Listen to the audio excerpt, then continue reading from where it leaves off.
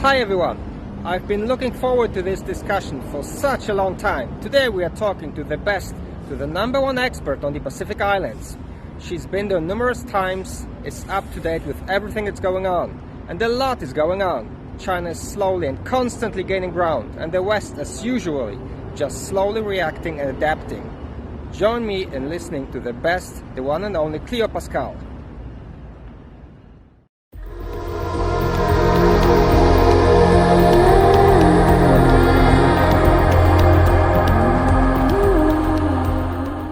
Hi everyone.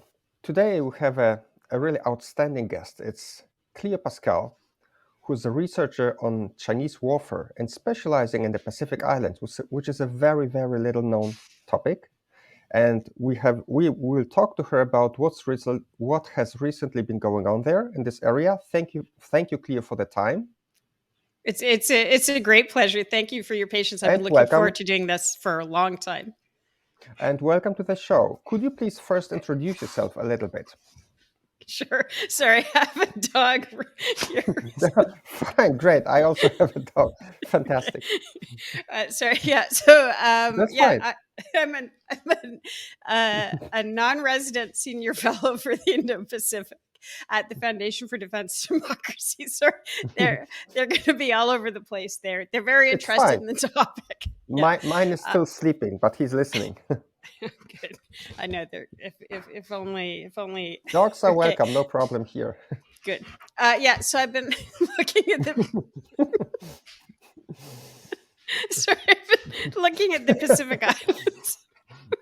It'll quiet down. I normally don't do this from the kitchen, but since I'm in the kitchen, okay. they think that I'm going to give them treats. Okay, that's great. Right. Okay. Okay, enough. So I've been looking at how Chinese activity has been operating in the region. Maybe you should give them treats, and then we can go on with the show. If I give them treats, they'll just want more treats. It's not going to work. Oh my God. Okay. All right. Okay, puppies. Okay. All right. Okay. Come up here. Come up here. There. Okay. All right. I mean, I've watched your China Uncensored interviews, and I thought those are funny. But I see, I beat them. We are actually winning with China Uncensored. That's right. Yeah. So well, never work with kids or dogs or animals. I think that was the old show business thing, and this is why they'll always upstage you. Okay. There you go. Okay. Yes, there's the one in the back. Yes, cool. Right. Yeah. She's actually from the Kingdom of Tonga. So she's very well. Wow. Yeah, she can speak about the Pacific Islands better than I can. So the thing about the Pacific Islands, yes, is going to be serious now. Is if you look at a map and you look at the East Coast, the West Coast of the United States, and the East Coast of Asia. We talk a lot about what's happening in militarily, the buildup Indo-Pacific in Hawaii, or what's going on in Japan or South Korea, Taiwan, obviously. But we tend to jump over the middle of the map. And if China's going to do what it apparently said it wanted to do in 2008, according to testimony from Admiral Keating to the Senate Armed Services Committee, which is essentially get the U.S. pushed back to Hawaii, or if the U.S. is going to continue to keep its defense perimeter off the coast of Asia with Guam and the whole first island chain and second island chain, then the Pacific Islands are key for both of those to achieve those goals. And we know this. This is written in history and blood from World War II. The people of the region know it extremely well. So we're going back to that old World War II map where you have an Asian expansionist power that wants to push the U.S. out of the region, and the U.S. that wants to first is sort of its security perimeter, but then there is this core ideological Yes. component to it, which is this is fundamentally a battle of systems.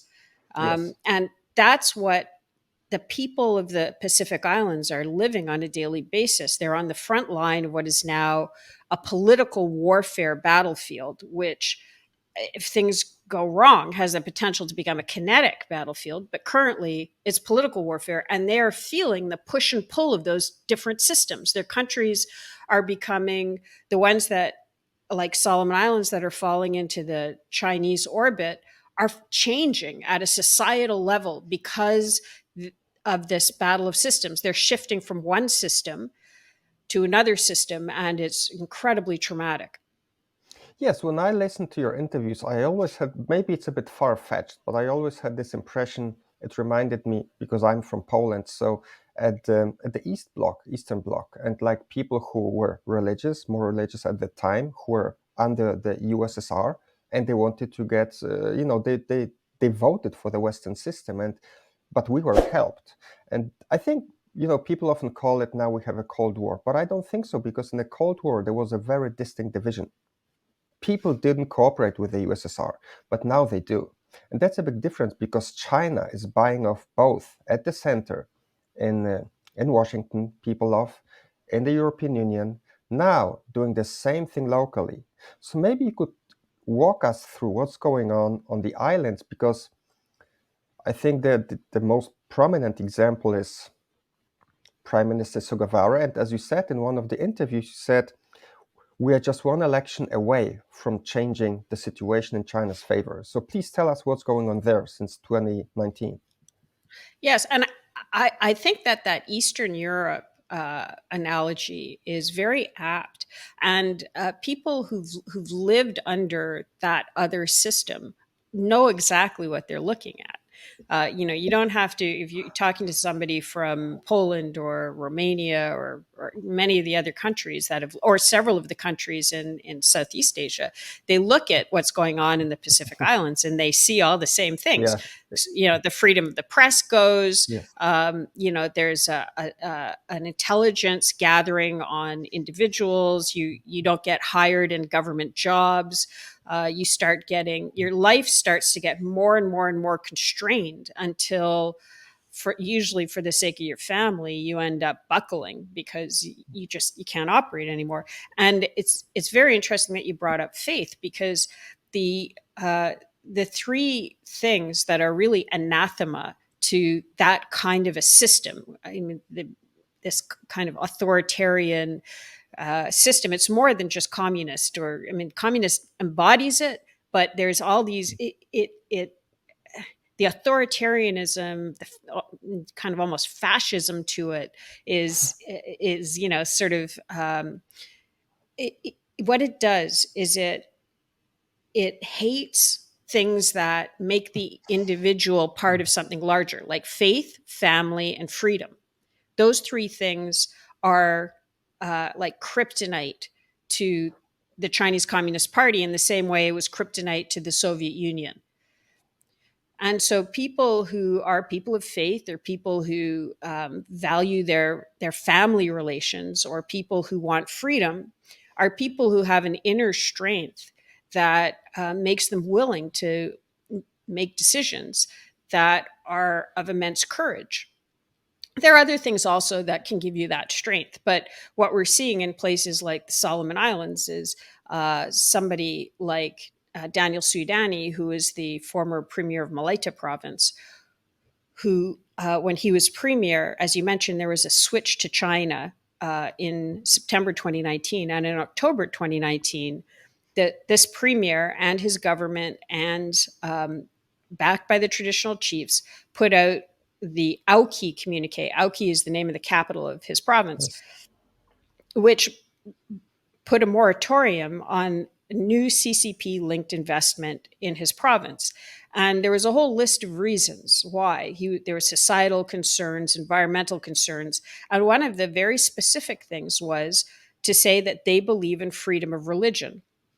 So it's not that everybody needs to be Christian like they are. It's just people should have the right to practice their religion. And they say that the Chinese Communist Party is systemically atheist. It prosecutes people of faith. And so that was one of the very strong reasons why they didn't want to have anything to do with it. And that also meant that when Daniel Sudani, this premier, fell sick and needed medical care outside the country, that the federal government wouldn't pay for his medical care unless he allowed Chinese companies to operate in his province. And he said no. So he would literally rather die than take Chinese money. He did that because he's a man of faith and he believes that what he does in this life is going to affect what happens to him in his afterlife. And so that decision for him was almost a biblical decision. I'm not overplaying it for people on the front Yes. line. You know this. You know. I'm sure you've seen similar. Especially, I'm now in Taiwan. It's another forefront. So yeah, I Yeah. kind of understand. Yeah. Yeah. So what do you see in Taiwan, the motives of the people who are willing to stand up to, because if what you care about is money, you're going to flip to China immediately. So Yes. what are some of the things that motivate people in Taiwan not to take that road? Yeah, we care about our lifestyle and we don't want to give it up. And especially the other thing we could add here that the islands were before 2019, they were pro-Taiwan, and then they switched to China, right? So they really, Right. in every possible way, political, religious, they were pro-freedom, pro-West, right? And then now Yeah. it's slowly changing, and everything's evaporating. So maybe you could talk a bit about this. What's really happening? Yeah. So it's very important to differentiate between the country and the elite. So the decision to switch from from Taiwan to China in 2019 was made by a very small group of people right at the top. There was no referendum. It wasn't a decision that the majority of the population made. It was China managed to buy off a really small group of people. But that's like it's like putting an infection into the body politic. Once it goes into those few people, then they spread the money around. So one of the next things that they did was they paid off the prime minister just paid off 39 out of the 50 members of parliament, which was enough to change the constitution. And they changed the constitution in order to delay elections. They were supposed to have elections this year, and now they won't. So the infection starts, or the contagion starts with a very small group, and then more people get bought up and more people get bought up. And pretty soon the whole body politic is very sick and weak and can't withstand this Chinese influence. So when you're talking about sort of Solomon's going to China, it's always worth remembering that the, the number of people involved may be very small. That's why supporting those who are standing up to it and want a different path is incredibly important. And again, this is something that you know very well from the history of Eastern Europe. Good. So let's, because we could discuss here two aspects. One, still what's going on there locally, and the other one, what the West could do, or rather doesn't do. So maybe let's still stay a bit locally. So they also, China also helped to train and equip their local police. I mean, there was kind of a competition with Australia and China. Could you please talk a little bit about this? What's going on there with in relation to Australia and China and the local police?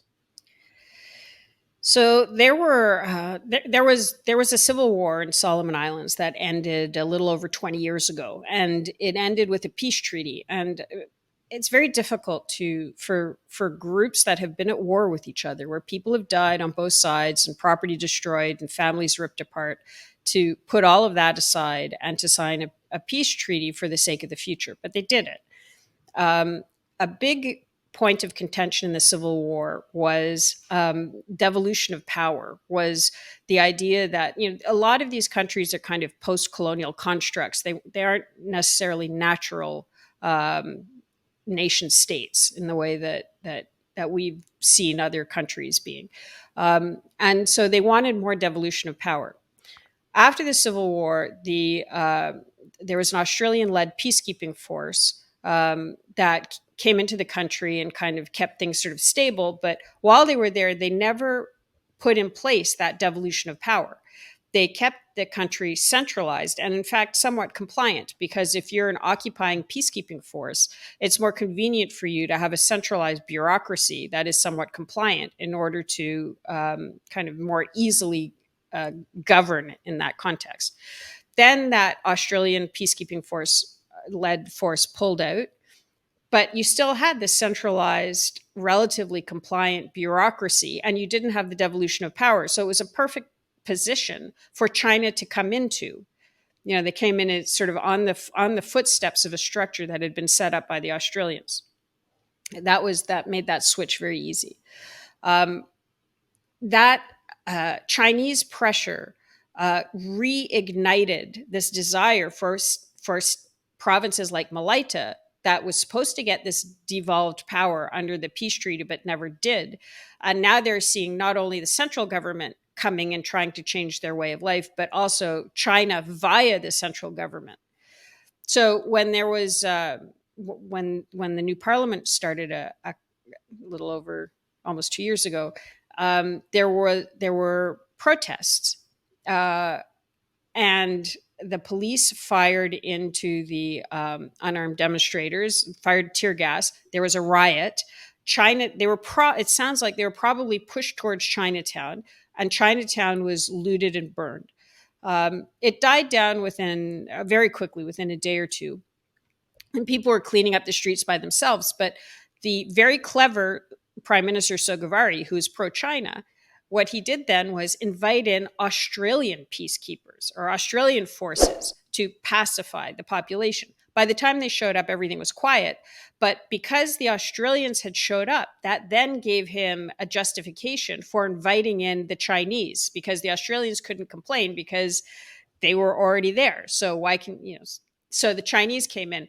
And then when the Chinese came in, they came in a very different way, with a lot of this police training that you're talking about, water-mounted cannons. And eventually it came out that Sogavari had actually signed a security deal with China that included his ability to invite in the People's Liberation Army to put down civil dissent and to protect Chinese businesses and Chinese citizens in Solomon Islands.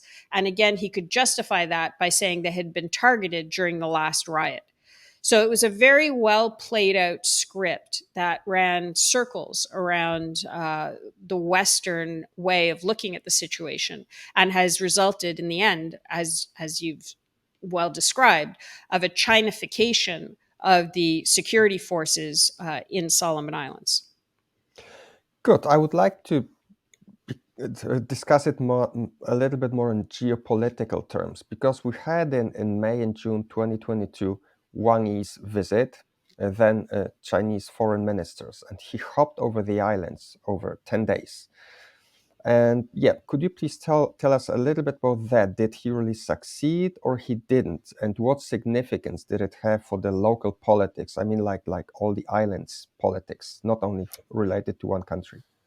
Yeah, so he visited a series of countries in person. There were two documents that were circulated before. One was a Chinese vision for the region, and the other was a 5-year plan to support that vision. And they included elements like, more police training, but also cooperation on customs and immigration and forensics and diplomatic training. And I mean, just everything that you would want if you're trying to colonize another country. It's really an incredible blueprint. And a lot of press coverage says this was a failure because he didn't get these agreements signed. Yeah, I don't think they ever intended to have those agreements signed, because the meeting that he had with all of them together was a largely virtual meeting held in the middle of the trip. If you're serious about getting something signed, you do it at the end of the trip and you do it in person. And I think what they were trying to do was to pull out opposition, figure out who is against this sort of thing so that they could target them in a political warfare method, and figure out who is compliant so that you could build those up. And in that context, they succeeded beautifully because, for example, the president of the Federated States of Micronesia wrote a letter to all of the other Pacific Island leaders saying how dangerous this agreement was, and how this was all about Taiwan, and this was a really, this was something that the region should consider very carefully because it wasn't a good idea. Well, you know what? He just lost his election. And I'm sure that there was a lot of Chinese money and influence that went into making sure that he came in fourth in his riding. Similarly, I think that a deal was probably signed with Vanuatu quietly on the side. And you've seen Vanuatu essentially block the visit of a Chinese Coast Guard, of an American Coast Guard cutter on illegal fisheries patrol. They just didn't answer the phone when the Coast Guard cutter came to the edge of their waters and asked for permission to come and pick up a ship rider that had been prearranged. So I think that, we tend to look at things from a very Western perspective, signing pieces of paper, doing the headline type stuff. That's not how China operates. And so from that perspective, and even from the perspective, this was COVID was still going on. He got every country he set foot in, he got them to totally waive their quarantine regulations. He got them to, in many cases, shut down their own press. There was no public readout of agreements that were signed. He got them to Chinify, to Sinify their methods of international Yes. relations via his visit. It was almost a year ago, like 10 months ago. So the interesting thing is, at that time when I read the headlines, as you just mentioned, it sounded all good. Like, oh, he didn't really achieve as much as he wanted. Some countries resisted, but as you're saying, they actually achieved a lot. Because if we look at the consequences, here you mentioned the lost election, then the US ship not admitted, rejected from the port. So in the end, they're getting their way, just very slowly. And the difference to me, like in many other cases, with Taiwan or Africa or now the Middle East, the West isn't really focused. But the CCP has immense resources and just keeps going on like a Terminator, step by step, pushing everyone away. And we might feel good in the West, but I think they're really getting their way. Yeah, I mean they're clearly winning. I mean, take a look at Daniel Soudani. This is the premier of Malaita province. It took them 3 motions of no confidence, but on the third one they got him, and they spread around what I've heard are tens of millions of dollars in the province in order to buy off the right people. Because remember, they have huge amounts of money, but they also have very good intelligence.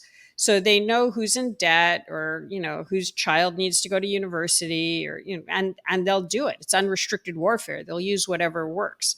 They got him, and then he applied for a visa to visit the U.S. because he had been invited to a Indigenous Environmental Leaders We are talking Conference. about the former Prime Minister of Premier, Malaita, yeah. Premier Soudani, yes? That's right. Yeah. Yes, So, Premier so Soudani, yes, yes. that's exactly right. So this is the guy who issued that Aoki Yes, communique that yes. said no. Yeah. Right. So you're talking about, and this is the context of what you're saying, of this kind of longer term plan, right? So they finally got him kicked out of the premiership, and then he applied for a U.S. visa to go to this UN conference, and on the first attempt, he was denied.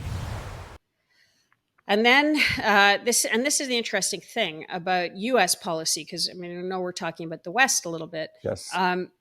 U.S. policy, in the same way that countries aren't monolithic, so it's not Solomon's as a whole that's pro-China. It's really just a small group. The U.S. has different decision-making cores. I mean, it has the 3 branches of government, and within that, there's the Department of Defense, which is different than the Department of State. And in this case, there was bipartisan congressional support. A letter went from Democrat Congressman Ed Case of Hawaii and Republican Congresswoman Amata Radewagen of American Samoa to Secretary Blinken, asking him to strongly consider issuing a visa to Daniel Soudani, because at this point, Solomon's has become this case study for what's happened on the front line of Chinese political warfare.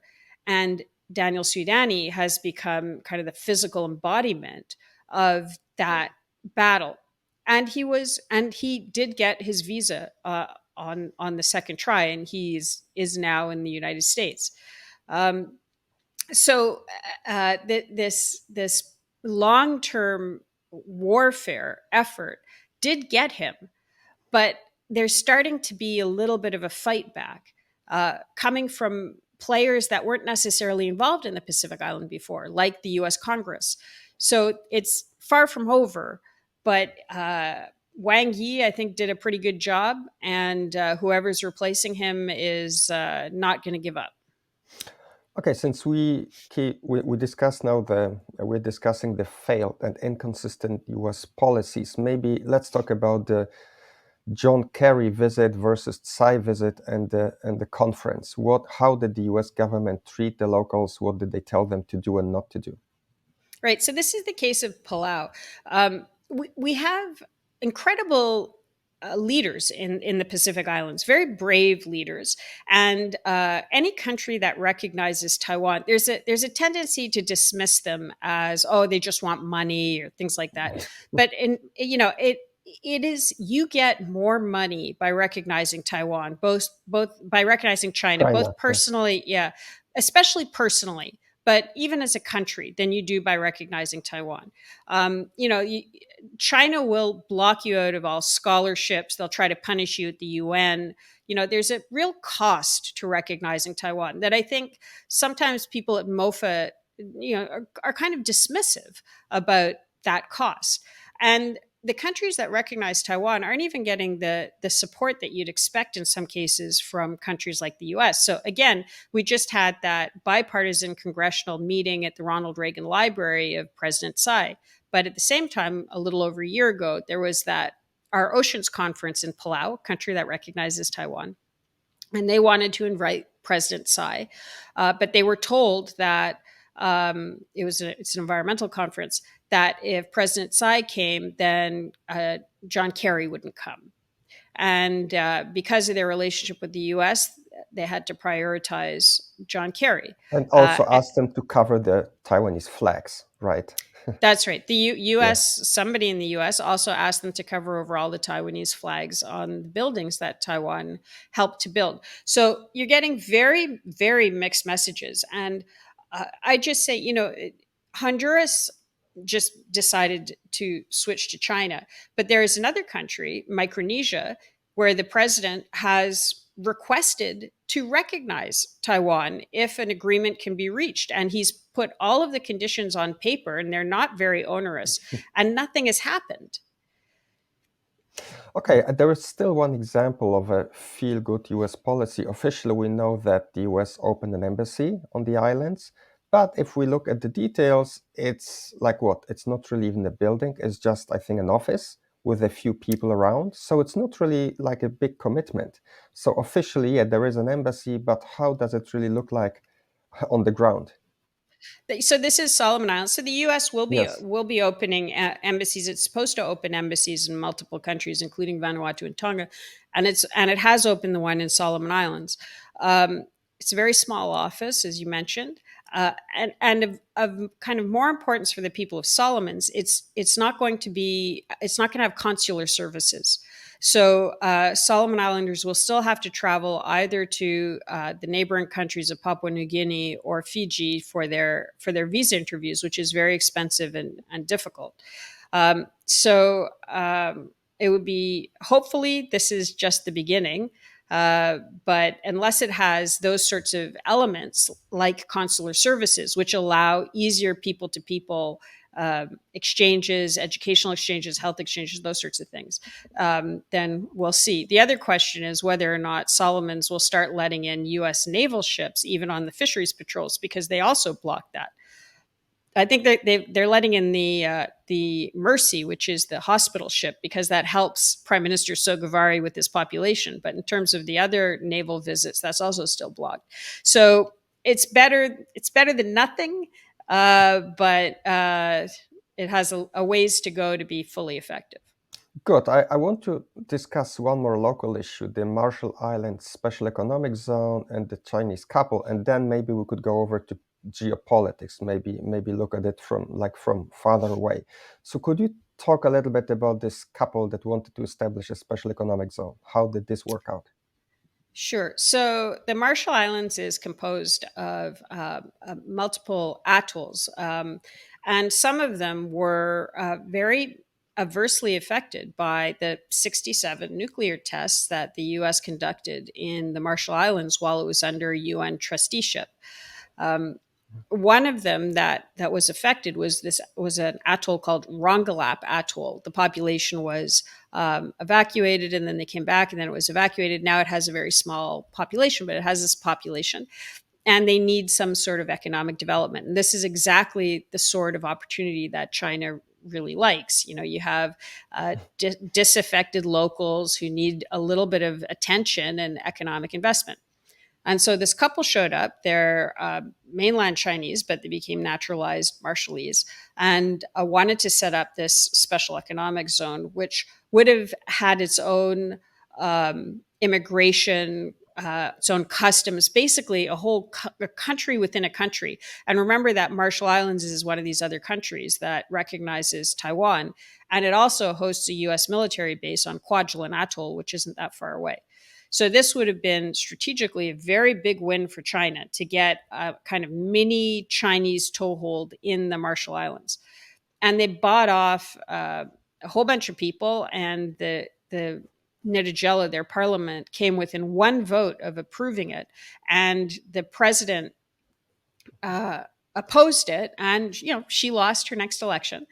But that couple ended up being indicted in New York because they were running the money through an NGO that was affiliated to the UN in New York. So the FBI could get them there.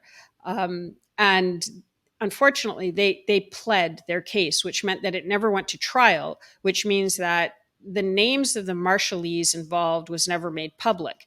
That makes it very difficult for the Marshallese prosecutors to prosecute the people who they know were taking Chinese money and who may be running in the upcoming November election. So this is, how do you fight back? One of the ways is you go after the Chinese money. People take the money from China and then launder it outside the country. Sogavari in Solomon Islands launders his money in Australia. Australia could make a huge dent in Chinese political warfare just by going after Sogavari's dirty money in Australia, doing what they're legally obliged to do anyway. Similarly, if the FBI would assist in the investigations for the pro-Chinese corrupt elements in Marshall Islands, it could have a huge effect of helping the Marshallese clean up their own system. But for some reason, that isn't happening. To wrap up this part, maybe isn't this a bit, could we say there is the attitude or the lack of attention from the West? It's maybe a little bit like a little bit patronizing. There are the faraway people, dark-skinned people on those little islands, and maybe they are not worth Western attention. But for Chinese, they are. And only because now China is so interested in those islands, we start paying attention. Is this a little bit like that? They are not really, they're far away, they're like strange people, who cares? But now we have to start caring. So that may be the case for some. I mean, there are a lot of families in the U.S. and elsewhere who've had family members who died on those beaches, and they know how important they are.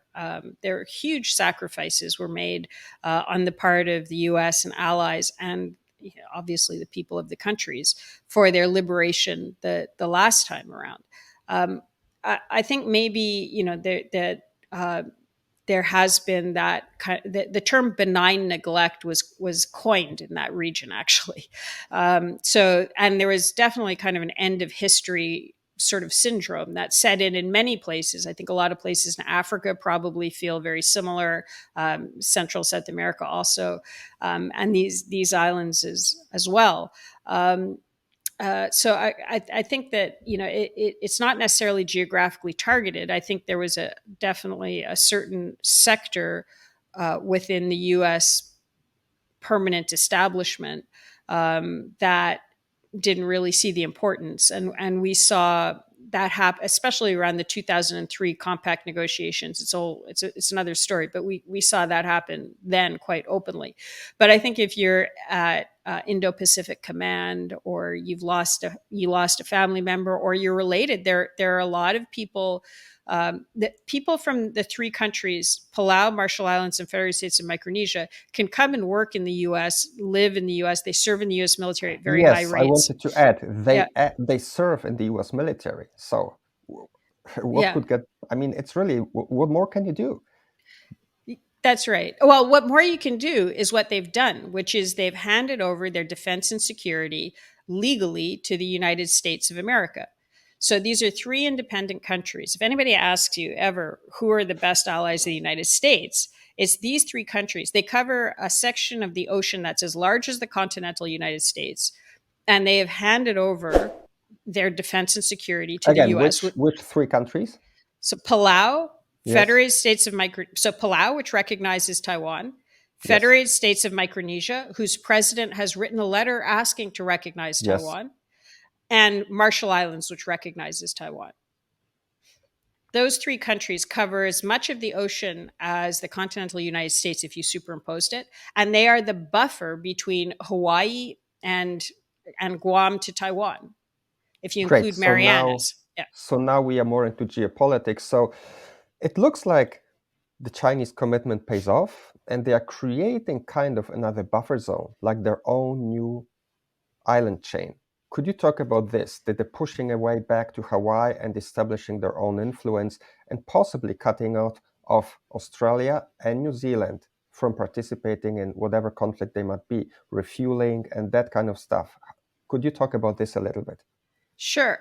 Are you going to be able to put up a map, or should I use my Yes. hands? Oh, Okay, yeah, great. I will put up a map, but yeah, if you want to show it, yeah, great, definitely, that would help. Okay, so we talk a lot about that first island chain, which Yes, goes, just sort of Japan, Taiwan, yes, Philippines, and on down, and that's why one of the reasons why Taiwan is so incredibly yes, strategically important. And then the second island chain, which kind of goes down through Guam and that place. And there's been a big focus on those north-south chains, roughly north-south chains that mirror the coast of Asia. Um, that's sort of taken for granted, this big east-west swath that goes between Hawaii and Guam and Marianas, which are American territory, bridged by these three countries: Palau, Marshall Islands, Federated States, and Micronesia, which in the strategic mind of a lot of American planners are just considered secure because of this compact, this legal agreement that they have. But the goal of the PRC is not only to get these countries to de-recognize Taiwan, but to walk away from the compact.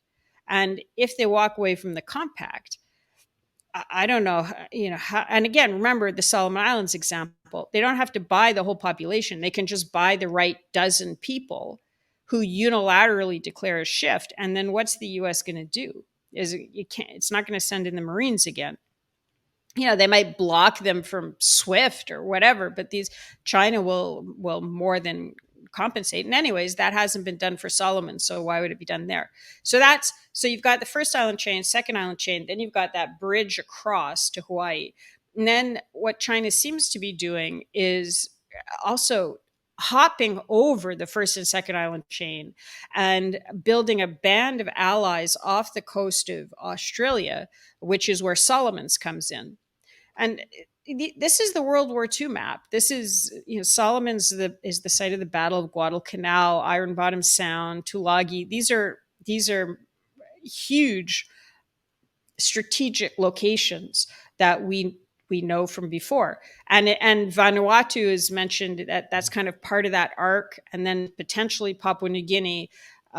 These are all places that were visited by Wang Yi on that trip. And if they get in place, because of the way they use the fishing fleet, if they're given access to the exclusive economic zone and they've got this dual use fishing fleet with hundreds, possibly thousands of ships floating around yes. down there, then they can create, and those ships could be dropping buoys, and who knows what they're doing. then you can create an actual kind of physical barrier that would be very difficult to get through, except for maybe the nuclear submarines, which is why the nuclear subs might be important.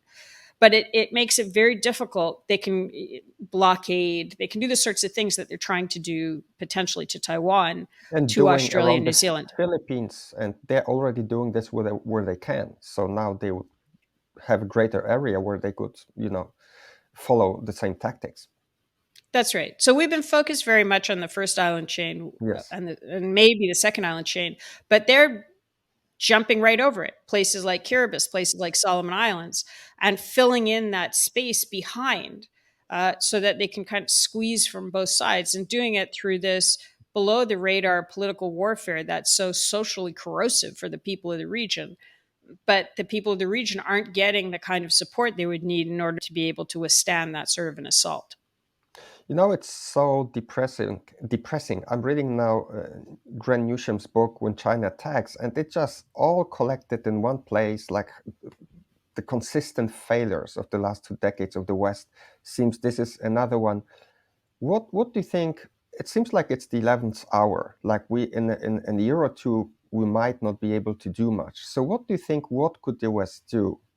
How could we still could deal with the whole issue before it's really too late? Well, you can read the last 3 chapters of Grant's book, I- and I'm he not lays I'm it not out. I'm not there yet, but I'm just in the middle of the half of the book behind me. Okay, well, it gets more cheerful towards the end. Okay, because It's a great book. so far it's been just so depressing, really. It's the beginning, the openings is just fantastic, absolutely, but then it gets depressing. Okay, so I'm still the best part ahead of me. Okay. Yeah, and he goes through the book, and at the end of the book, he goes through each of those warfares that he mentions at the Okay. beginning of the Okay. book.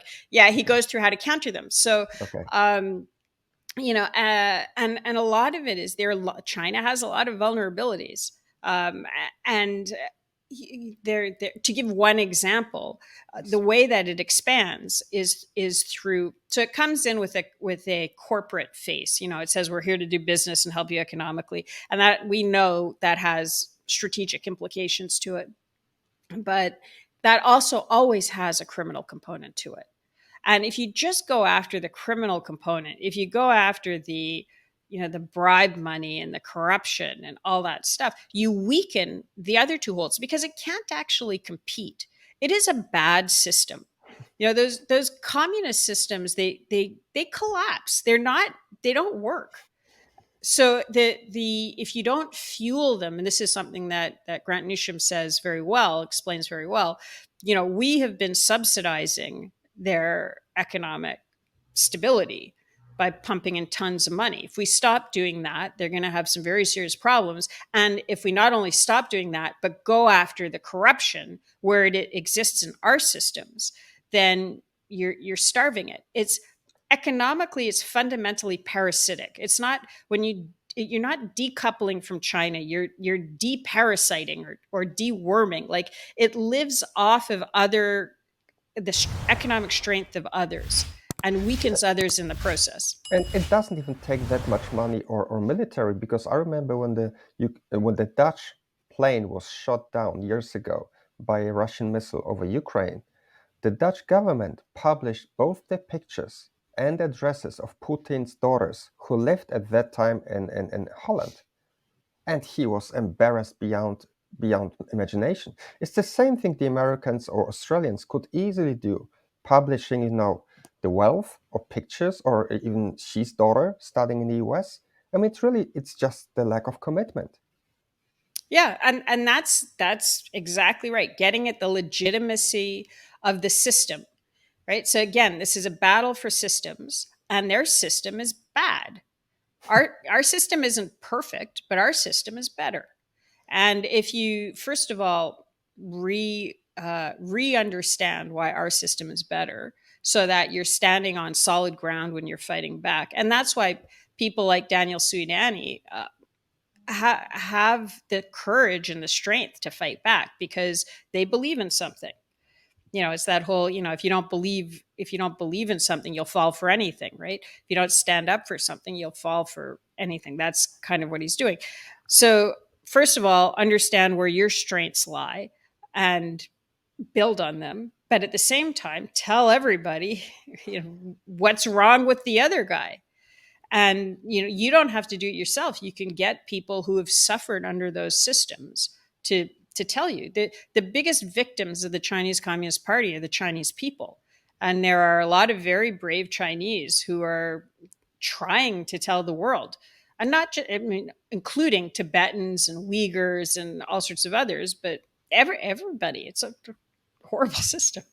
Yeah. Okay, last question, because you and Grant, you've just visited Taiwan like 2 weeks ago, right? And so what's your impression here from Taiwan? I know you've met a lot of people, you gave speeches. So what's your impression from Taiwan? There are a lot of different Taiwans coexisting at the moment. There's a Taiwan that is just getting on with daily life as if nothing else is going on in the world, and then there are others, who,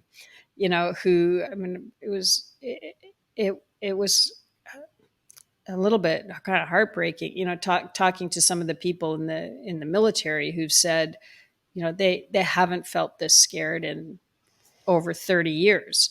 And and the question was, and I obviously asked that particular person, why, what's got you concerned? Yes. And they said it's the median line, it's gone. There's they're coming over, and it's only gonna be a matter of time before they're over the island. Yes. And Yes. so Exactly. Yes. yeah. So there are people who've been looking at this from and the Taiwan military are incredibly courageous. You don't join the Taiwanese military for the money, you do it because you believe in something. And again, this is going back to believing in something. Exactly. Yes. The same issue. Yes. Yeah. And so to hear somebody who's given their life to the defense of their country, and who is now scared, and who is a courageous man, it's heartbreaking because they shouldn't be in that position, frankly. Yes, I had one of my guests, I don't remember who, but said the same thing. They would cross the median line first, then they would come closer to the island, not recognizing its sovereignty or independence. They would say, oh, that's just a part of China, then fly over there, and it just step by step. Yeah. So you And heard the same thing from Taiwanese military. That's really impressive, because we don't see it in the mainstream media, but you can hear it privately. Yes, they are concerned and they are scared. That was one person. So, Yes, okay. Who mentioned the median line specifically. Okay. And it's understandable. It's kind of basic strategic analyses. Of course, the thing that I think surprised me the most was how the vast majority of people that you're meeting outside of our circles kind of think life will continue to go on as normal. Yeah, that's unbelievable. I mean, I've spoken to many guests on my channel, and they have really very, very bad predictions, and they don't see a happy ending. Whenever I talk to people here, they kind of call me crazy. Oh, Richard, no, we still have 3 years, 5 years. Oh no, oh that. It's so much complacency. It's insane. The people live like the bad thing would never happen, but it's really, really, really close. Yeah, and I also don't think that there's a real understanding of what happens if they lose. Yes, Wendell Minnick was talking about this, and also other guests, that they really think that's gonna be like what? Just a bit different Taiwan. No, it's not gonna be a different Taiwan. It's gonna be another Chinese shit city like Hong Kong now. Yeah, well, and that's the thing, is how much do you hear out of Hong Kong anymore? Yes. You disappear. Everything that is wonderful and dynamic and vibrant about Taiwan is a threat to the Chinese Communist Party. It shows that there is another way for a population that is majority Han Chinese, that they can do it. They can do it, in fact, better if they're not constrained under this authoritarian dictatorship. So it has to, Beijing has to destroy everything that Yes. is uniquely Taiwanese about Taiwan. Okay, good. Cleo, thank you so much for your time. It was really, really, really interesting. I've been looking forward to this for such a long time. I've been listening to your interviews for years. Thank you. That's very kind of me too. Really? And it's always Yeah. nice to see who you have on next, because it's like, oh yes, you got him. Great. Okay, thank you very much. Thank you.